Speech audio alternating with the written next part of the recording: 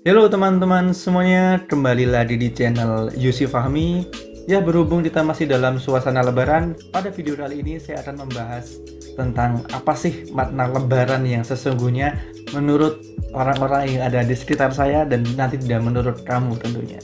Tapi sebelum itu saya minta tolong nih di subscribe sebentar. Untuk yang belum pada subscribe, dinyalakan notifikasinya juga, toh gratis ini ya kan.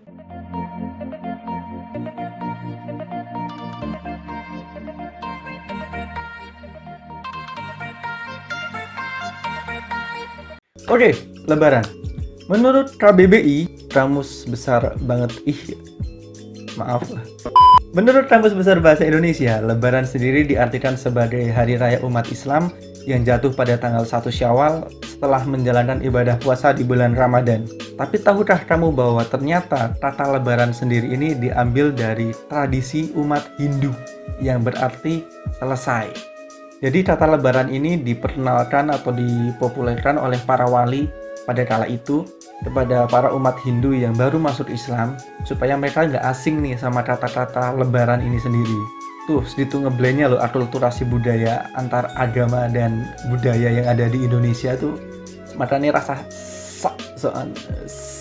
di hari lebaran kita pasti melakukan berbagai macam kegiatan seperti bersilaturahmi, bermaaf-maafan, mainan mercon, nonton film bioskop yang disetel di TV, ya banyak lah pokoknya. Tapi itu kan yang saya alami. Tapi bagaimana dengan orang-orang yang saya temui ini nih? Apakah mereka punya pengalaman-pengalaman unik soal lebaran? Dan apa sih arti lebaran bagi mereka? Tonton dulu perspektif mereka di konten ini, ditonton dulu. Kenapa tonton dulu? Karena jangan terlalu cepat menilai, ada baiknya kita tonton dulu. Aku momen kumpul-kumpul bareng keluarga. Kangen momen lebaran tuh kayak misal malam takbiran, nyari takjil. Itu sih kalau malam tidurnya kayak ikan, kayak pindang gitu. Jadi bareng-bareng sama saudara. Ketemu keluarga besar, terus satu trah gitu ketemu. Sekarang kan saya di Magelang.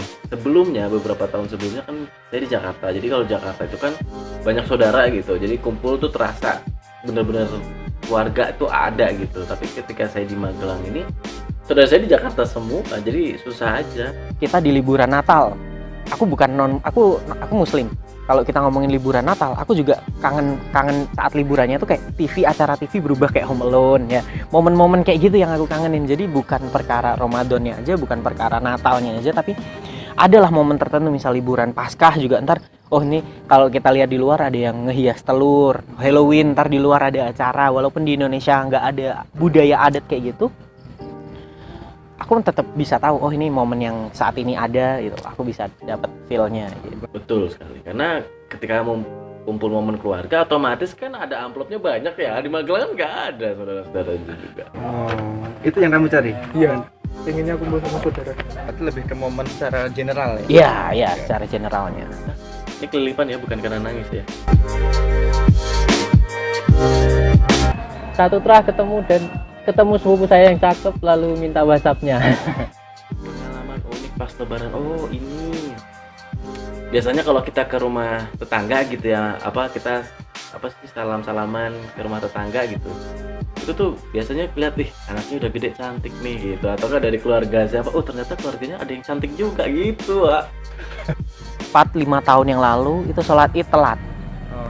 Pengalaman unik pas lebaran, ini ngambil THR duluan. Memang sudah siap pagi nih jam 6 gitu, jam setengah 6 udah siap, udah mandi. Tapi karena rumahku sama masjid itu jauh ya, kita sholat, aku kan ada 2 rumah, satu rumah yang ada masjidnya, yang deket masjid. Aku tuh dari rumah yang tidur sampai ke rumah ini itu tuh sama keluarga naik mobil, naik motor gitu. Nah, nyampe rumah yang sini sholatnya udah selesai. Udah selesai. Nggak sempet sholat. Jadi belum dibagi sama nenek, soalnya yang udah besar kan cuma dapat 5.000. Jadi waktu nenek tidur ya mending ambil 50 dulu lah. Itu ada nyolong berarti? Enggak, itu THR, jatah THR, cuma duluan gitu nggak apa-apa lah. Telat nungguin keluarga yang dandan bro. Ibu saya lupa Lupa lebaran? lupa kalau punya anak.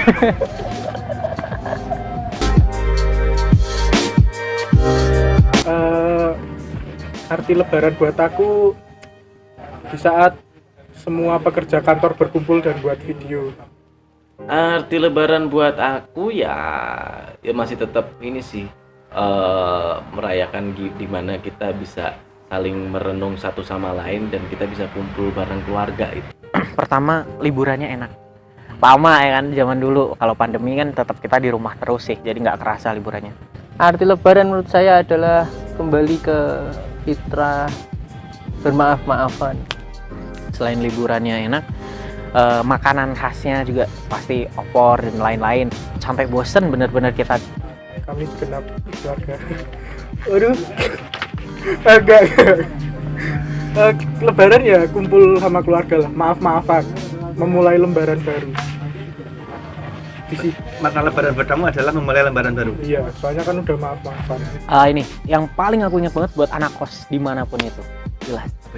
Anak kos, anak rantau, itu mereka pasti jauh dari keluarga feelnya. Yang kayak gitu tuh gak apa-apa sendirian, tapi seenggaknya masih bisa kayak video call, terus Zoom meeting yang kayak gitu gak apa-apa. Jadi jangan dengan sendirian itu malah gak melakukan kewajiban, misal sholat id atau apa ya, misal memang gak boleh nggak apa-apa, tapi kalau harus dan sempet ya udah nggak apa-apa, datang aja.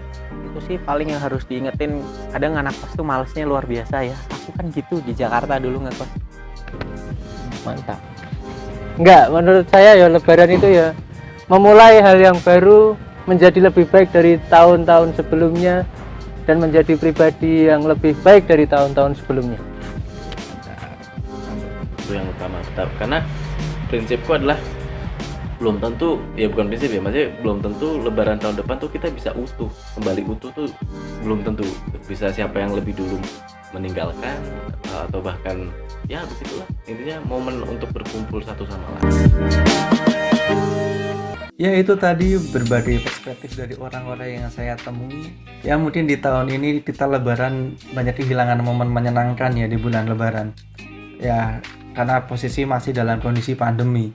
Ya mudik dilarang, silaturahmi terbatas, THR angel medun, can hasu pandemi ini. Ya walaupun begitu kita harus bisa memaknai lebaran tahun ini secara sebaik mungkin. Buka pintu maaf kita untuk orang-orang yang ada di sekitar kita, dan jangan lupa juga kita memohonkan maaf kita ke orang-orang yang ada di sekitar kita juga. Karena sesungguhnya banyak atau sedikit kita juga pasti melakukan kesalahan. Entah itu yang disengaja seperti korupsi dana bansos, ataupun yang nggak disengaja seperti kita nggak balas WhatsApp padahal kita bikin story, yang itu bisa bikin orang lain dongkol.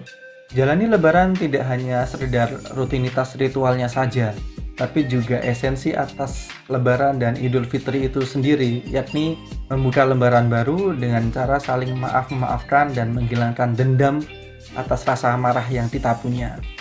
Karena barang siapa yang mau memaafkan, maka maaf tersebut akan menjadi penebus dosa baginya. Surat Al-Maidah ayat 45. Sangat lagu. Kasih tahu pengalaman teman-teman semuanya tentang lebaran kalian dan perspektif kalian tentang apa sih itu lebaran. Tulis di kolom komentar yang ada di bawah. Sampai sini dulu video kali ini. Saya mohon maaf sekali apabila saya ada salah-salah kata. Ngapunten sangat kalau misalkan saya dirasa terlalu menggurui, karena sesungguhnya saya cuma mau ngasih lihat perspektif orang-orang yang ada di sekitar kita tentang tema yang kita angkat pada video ini. Sampai jumpa di konten tonton dulu selanjutnya. Kenapa tonton dulu? Karena jangan terlalu cepat menilai, ada baiknya kita tonton dulu. See ya.